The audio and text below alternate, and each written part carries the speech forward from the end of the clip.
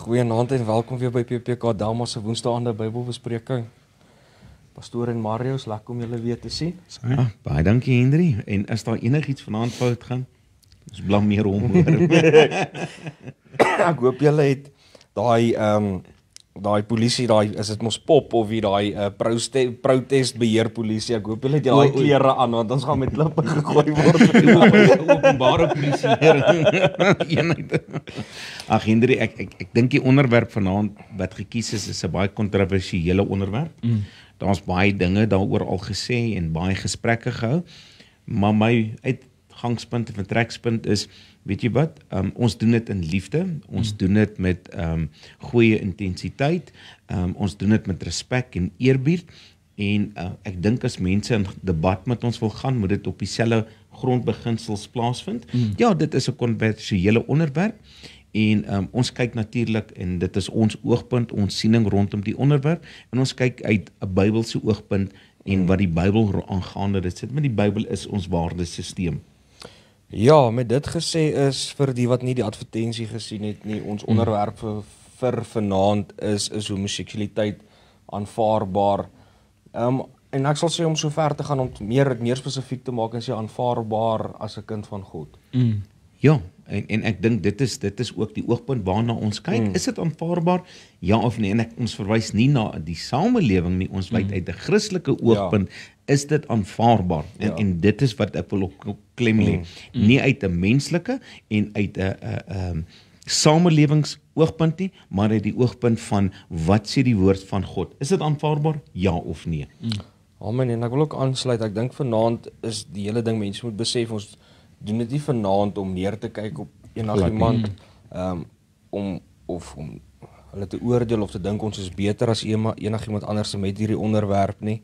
Ek dink dit is maar net een van daai onderwerpe wat dit nou toevallig tyd is dat hy aangespreek moet word, wat ons moet bietjie oor dit gesels, net soos wat ons al oor baie ander sonde gepraat het, is dit nou maar net nog een oor wat ons moet praat en aanraak.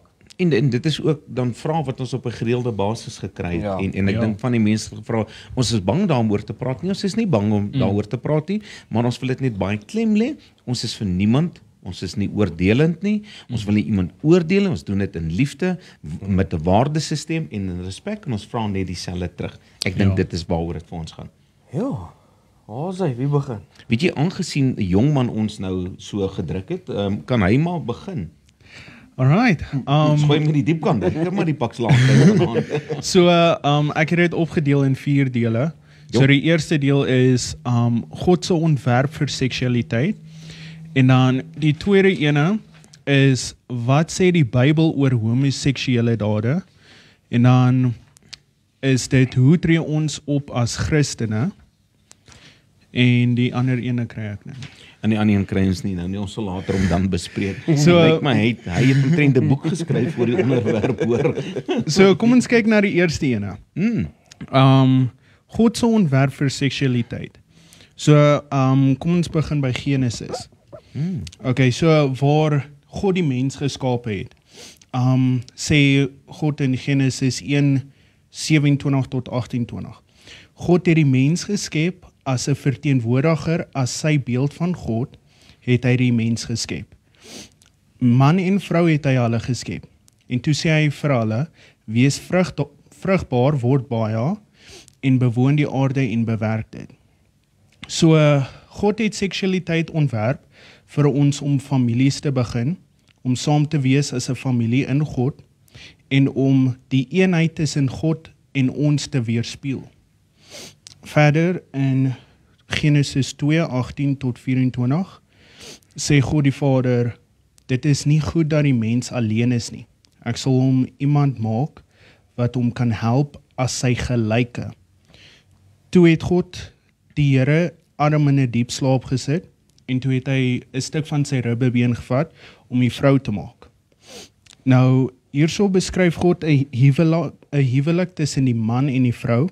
Die vrou was gemaak gewees as 'n helper vir die man, en die man was gemaak gewees as 'n leier vir die vrou.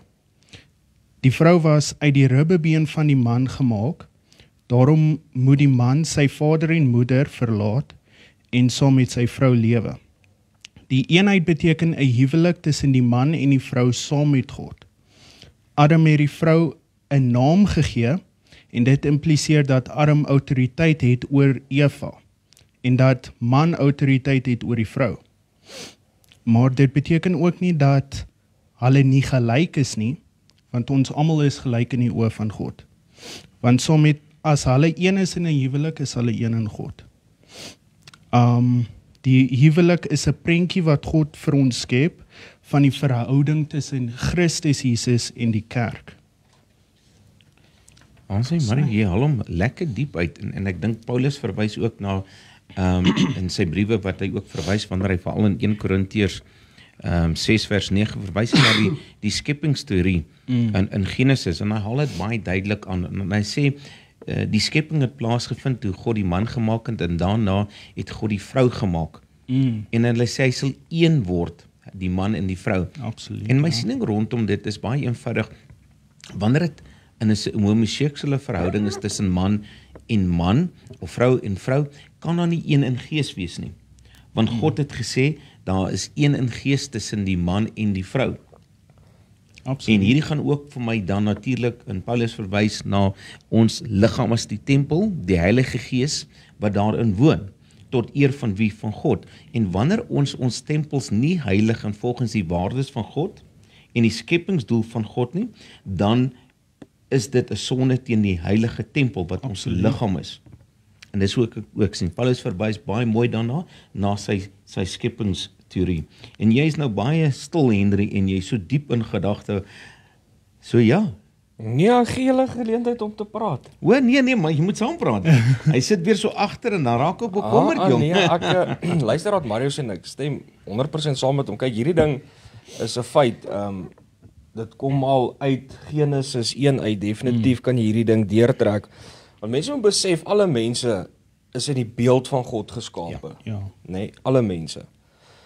En omdat almal in die beeld van God geskaap is, as jy Genesis 1 lees, het God 'n plan vir elkeen gehad. En hy het toe vir Adam en Eva gesê, wees vrugbaar en vul die aarde. Ja. En dit was al in Genesis 1. So, mense is geskaap eerstens om kinders ook te kan hê Ja, en om te ja. vermeerder. Dan as jy na Genesis 2 toe gaan, soos wat Mario gesê het, waar hy sê, 'n man sal sy vader se huis verlaat en sy vrou aandleef, en hulle sal een vlees wees. Ja. So ons kan sien van die begin af wat God se plan was vir 'n man en vrou.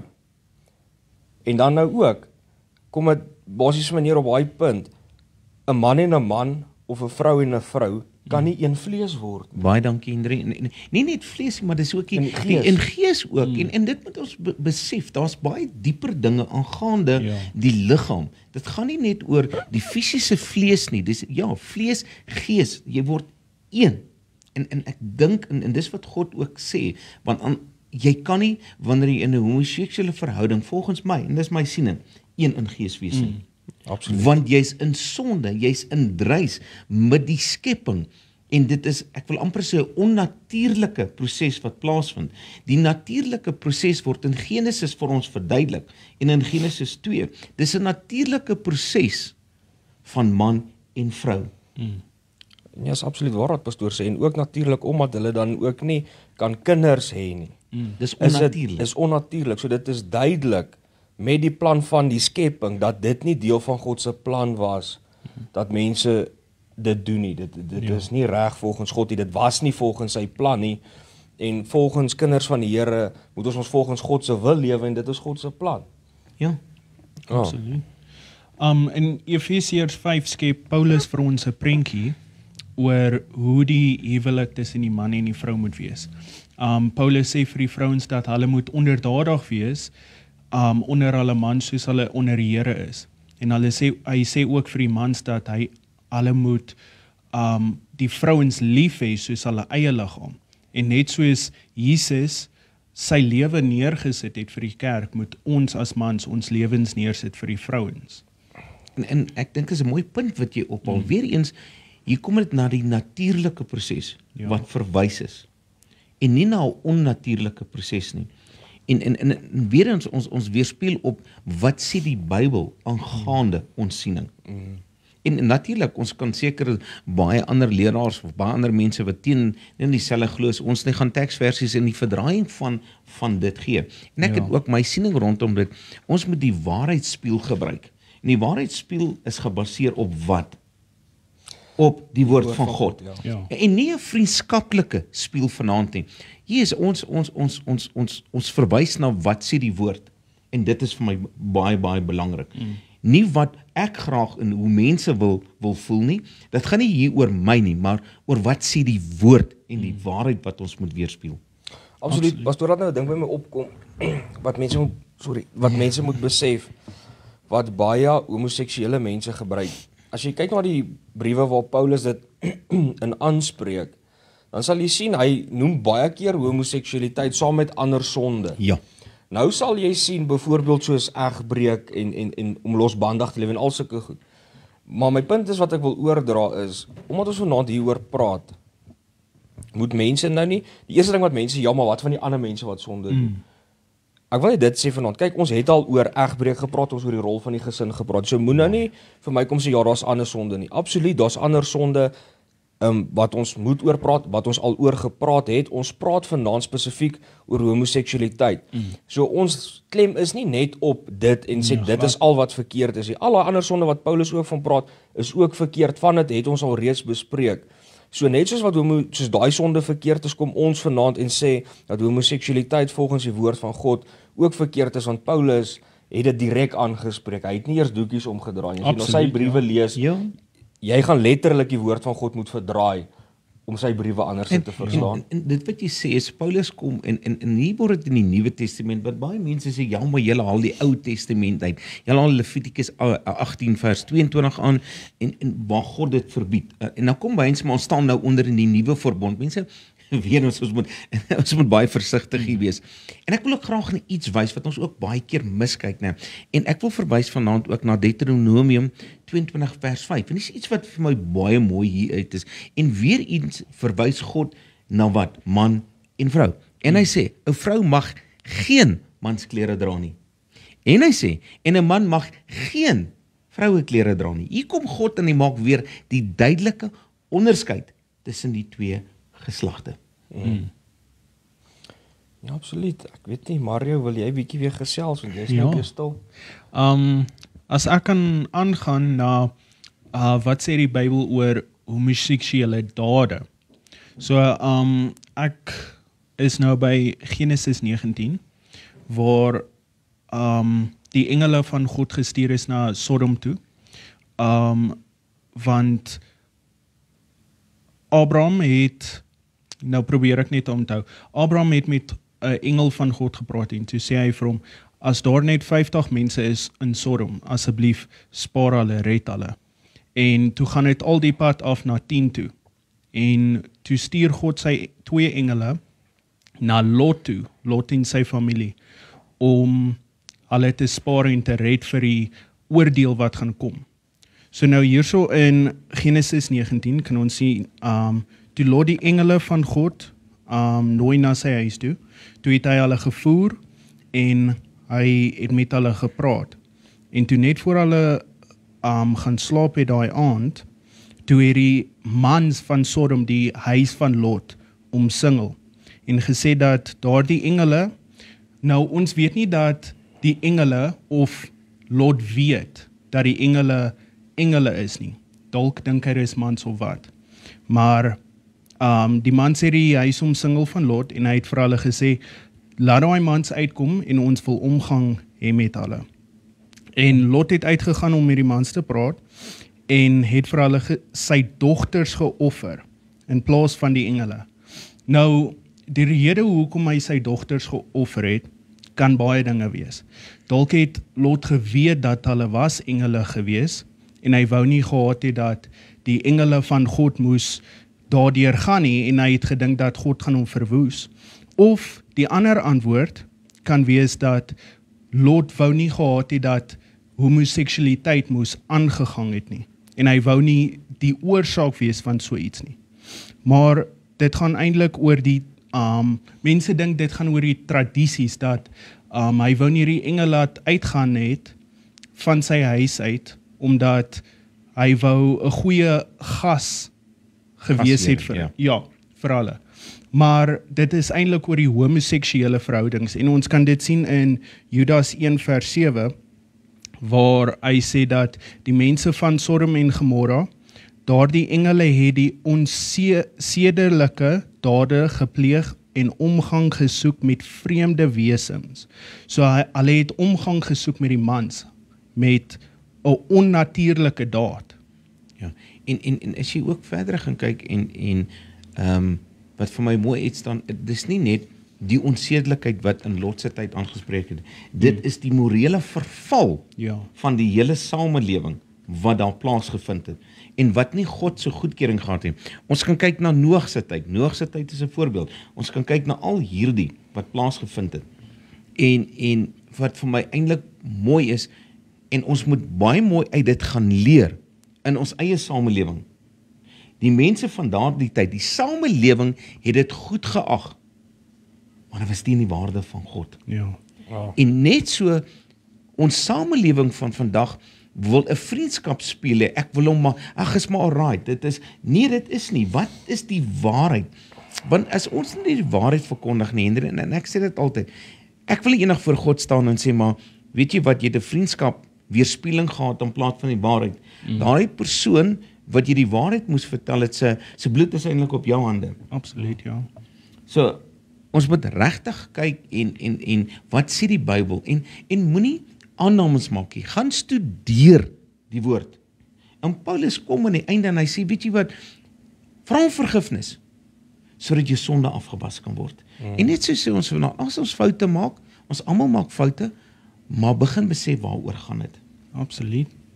Jy sit nou weer so in, Henry sê eers so agter sit, laat hy my baie dink aan my pa wat altyd so vir my gekyk het as ek aangejaag het, en dan al hy so diep asem, en dan kom sy tweede asem, dan moet ek weet, die is moeilikheid. Nee, ek luister, julle praat goeie goed vanaand, so ek bly maar stil en luister wat julle praat.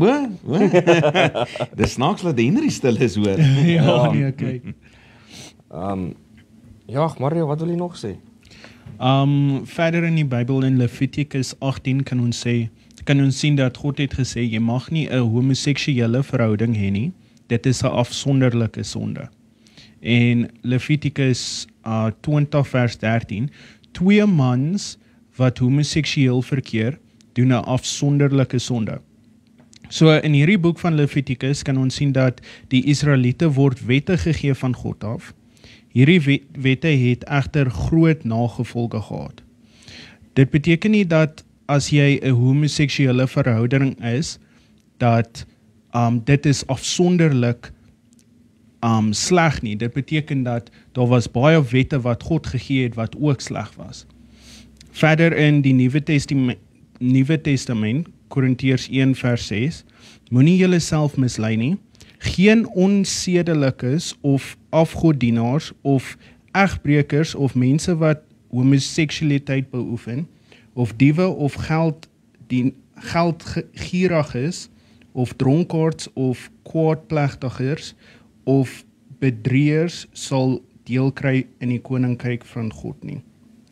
Next, in 1 Timoteus 1 sê Paulus weer, 'n mens moet onthou dat die wet nie vir wetgehoorsame bedoel is nie, maar vir die mense wat nie aan die wet en orde steun nie. Goddeloses en sondaars, mense sonder eerbied wat vir heilig en gewyd is, die wat vader en moeder doodmaak, moordenaars, ontuchtig is, mense wat homoseksualiteit beoefen, onvoeders, leenaars, die wat myn pleeg, of enige iets anders doen wat met die gesonde leer is in stryd is. En weer eens, en hier vat Paulus dit mooi saam in beide. Hy verwys nie net na dronkaard, hy verwys na algemene sondes, en hy het die lys daar genoem, waarvan homoseksualiteit een van dit is, en ons kan dit nie probeer verwyder uit die woord nie. Wat as ons sê homoseksualiteit is aanvaarbaar, dan moet ons sê diefstal is, ons moet sê egbreek is, ons moet al hierdie goed aanneem. 100%. En jy kan dit nie doen nie, want hier gee Paulus vir ons eintlik 'n mooi omskrywing van wat alles in die wet vervat word. Dis 100% waar wat pastoor sê. Dis asof ek het dieselfde ding gedink terwyl Mario het lees. Hoe dink ek om homoseksualiteit, soos ek nou gesê het, Paulus gee 'n lys van goed wanneer hy ook baie keer van dit praat. En om dan nou homoseksualiteit te wil goed praat, gaan ons moet moord goed praat. Ja. Ons gaan moet egbreek goed praat. Ons gaan moet myn eet goed praat. Al daai goed kan ons nie goed praat nie. So wat ek genoem het, daai goed bly sonde en is verkeerd. Ons kan dit nie goed praat nie. Net so wat ons vanaand nou oor spesifiek oor homoseksualiteit praat, kan ons dit nie goed praat nie. En 'n ding is wat mense moet besef, en dis iets wat ek so vandag wil oor praat, is mense wat sê hulle is gebore om so te wees. Jy hoor dit baie, mense sal sê, hulle het nie gekies om so te wees nie, hulle is so gebore.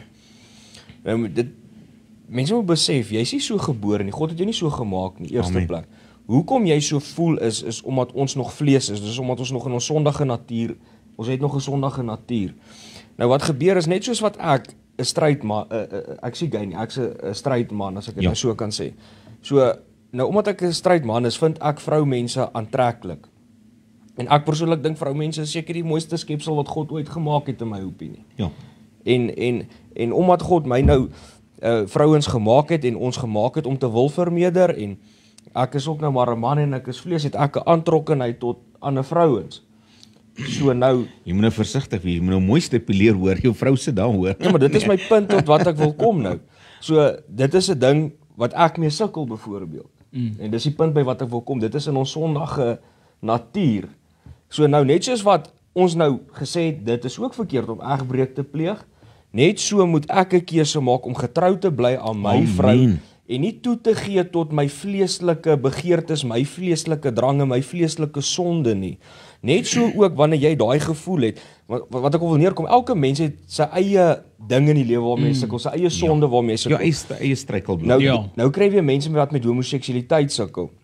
En net soos wat ek daai keuse moet maak om nie daai sonde te doen, om egbreek te pleeg nie, net so moet daai persoon 'n keuse maak om nie te wil homoseksueel wees nie. Al voel hy dit in sy vlees, beteken dit nie dat hy so gebore is en hy moet gay wees nie. Ons almal het daai sekere sonde wat ons wil doen, maar dit beteken nie omdat ons so voel dit is nou reg nie. Net omdat ek nou so voel beteken nie ek mag nou op my vrou verneek. Ek is nou maar so gebore om op vrouens te verneek nie. Maak dit nie reg nie. Absoluut. Dis dieselfde wat ek wil neerkom en veral as jy 'n kind van die Here is.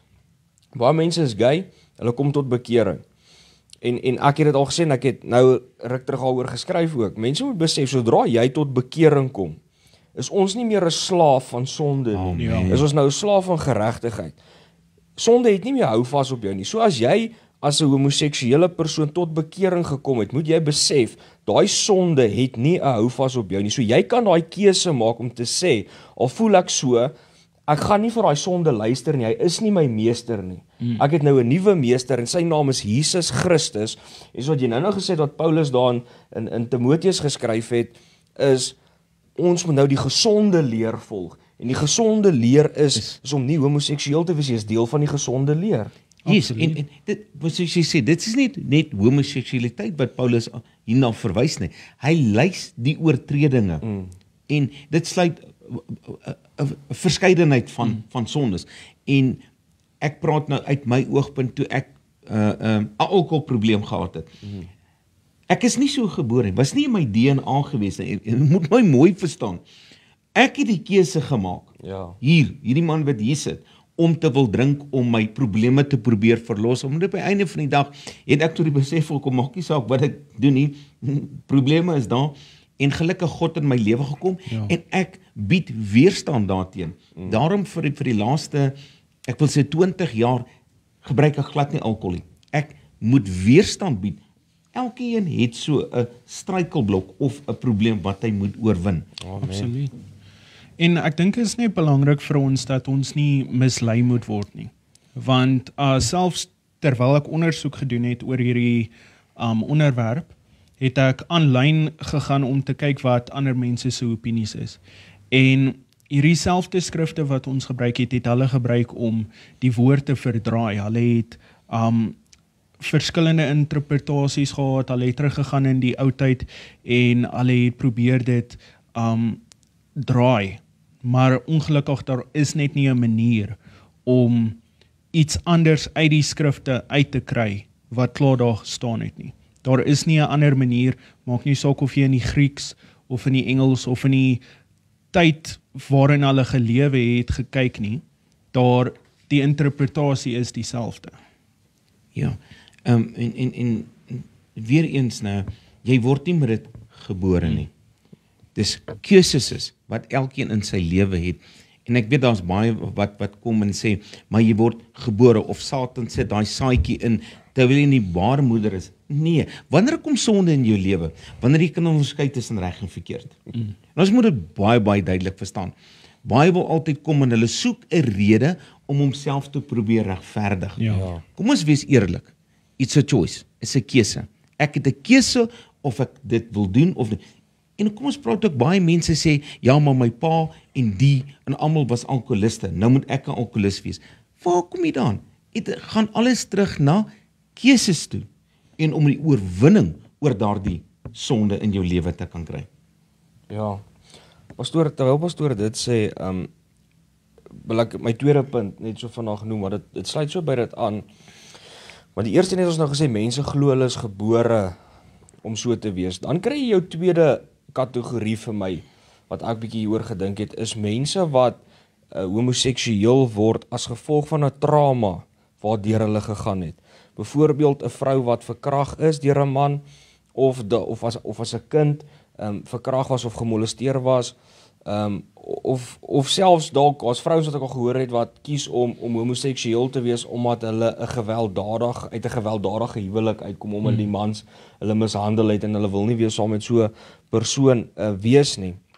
En nou, die ding is, mense moet besef, al gebeur hierdie goeters met 'n mens, dit is verkeerd. Ek praat nie die daad goed wat daai mense gedoen het nie. Dit is absoluut verkeerd wat daai persoon gedoen het. En dit is nie wat ons doen nie, maar jy kan nie die trauma gebruik as 'n verskoning nie. En wat ek ook wil sê is, baie keer het jy al gehoor van predikante of leraars wat dalk mense verkragt het of kinders verkragt het of wat ook al die geval mag wees, en dan kry jy mense wat sê, ja, dis presies hoekom ek die kerk toe gaan, of dis presies hoekom Christendom 'n valse geloof is. Mense moet besef, een ding vanaand, daai goed wat gebeur is nie God se skuld nie. Ja. Daai leraar of daai persoon wat jou verkragt het of wat ook al of wat jou geslaan het, daai was nie God gewees nie. Dit is omdat elke persoon 'n vrye wil het. Hy het gekies om dit aan jou te doen. So jy kan nie God die skuld wil gee vir dit wat met jou gebeur het in die eerste plek. En tweede plek wat ek vir mense wil sê, as jy so trauma deurgegaan het, my advies is altyd vir so iemand om regtig 'n Christelike beraader te gaan sien om hulle te help om deur daai trauma te kom. Want al is jy deur daai trauma, so gaan mense deur verskillende traumas en daai traumas kan jou nie 'n lisensie gee om te sondig nie. So gaan sien 'n geestelike beraader of 'n Christelike beraader is die regte woord eintlik, om jou te help om jouself weer te herstel, jou verhouding met God te laat groei en jou beter in die ander kant uit te bring. Want mense, wat ek eintlik wil sê vanaand is met dit, die dag as jy voor God sit, wanneer hy ons oordeel, daai laaste oordeel wat kom, gaan jy nie dit as 'n get out of free jail kaartjie kan gebruik. Ek sê, Here, maar ek was mishandel gewees nie. Dan gaan hy sê, maar daai persoon was gewelddadig geroof gewees, maar hy het nie daar in 'n plek ingegaan en almal gaan doodgeskiet as gevolg van dit nie. Jy kan nie dit wil gebruik as 'n rede om aan te hou sondig nie. Ek sê ook, kinders, jy kan nie een verkeerd gebruik om 'n ander verkeerd dan jou te probeer justify nie. En my tweede punt, en jy het dit so mooi, ons wil altyd trauma of ek kom uit 'n huwelik waar daar was en dit, weet jy, ons moet ook nie kom en veralgemeen nie. Nie alle mans is vroueslanders nie. En jy kan weerskante van die netwerk dag. Daar's mans wat deur hulle vroue geslaan word. Dit is, ons lewe in 'n samelewing waar sonde, geweld aan die orde van die dag is. Maar die herstel begin by 'n keuse wat jy moet maak. En ek het nou net gesê, jy kan nie een verkeerd vat om 'n ander verkeerd te regverdig nie. En dis wat baie keer mense wil doen. Hy, soos jy sê, uit 'n huwelik gekom waar sy aangerand is, waar sy verneder is, en nou wil jy dit justify om te sê, nou mag ek in 'n homoseksuele verhouding wees. Nee, jy kan nie. Absoluut, ja. Maar is daar nog ietsie wat jy wil sê? Ek sien ons is nou uit tyd uit. Uit tyd uit. Ja, ek wil afsluit met 'n belangrike ding, is as jy uit 'n homoseksuele verhouding kom en jy besluit dat jy wil kerk toe gaan, dan wil ek net sê dat kom soos jy is. Of jy nou in sonde lewe of jy nie, kom soos jy is. Kom by die kerk in. Enige goeie kerk sal jou aanvaar soos jy is. As dit nie 'n goeie kerk is nie, dan gaan hulle jou uitjaag. Maar God gaan jou lief hê soos jy is en hy gaan jou verander. Siek mense gaan dokter toe om genees te word. En so is God. Hy's nie hier vir die mense wat perfek is nie, hy's daar vir die mense wat sonde pleeg. So God sal jou verander. Jy was jouself in die stort, net soos jy jouself was in die stort, gaan God jou skoonmaak. En hy gaan jou kettinge breek van sonde en hy gaan jou uit daai situasie uithaal. En dis belangrik om te erken dat jy is besig om in sonde te lewe en dat God jou uit daai situasie uit kan help. Maak nie saak hoe erg dit is nie. En dis belangrik vir ons as Christene om nie klippe te gooi nie. Net soos Jesus die vrou nie geoordeel het nie. Hy het die mans gestop toe hulle haar wou gestenig het. Maar hy het haar nie geoordeel nie. Hy het gesê wie sonder sonde is, gooi die eerste klip. Ons moenie teenoor homoseksuele mense oordeel nie. Ons moet hulle regwys in liefde. Ons moet die waarheid gebruik in liefde, nie om mee te slaan nie. En ek dink dis al.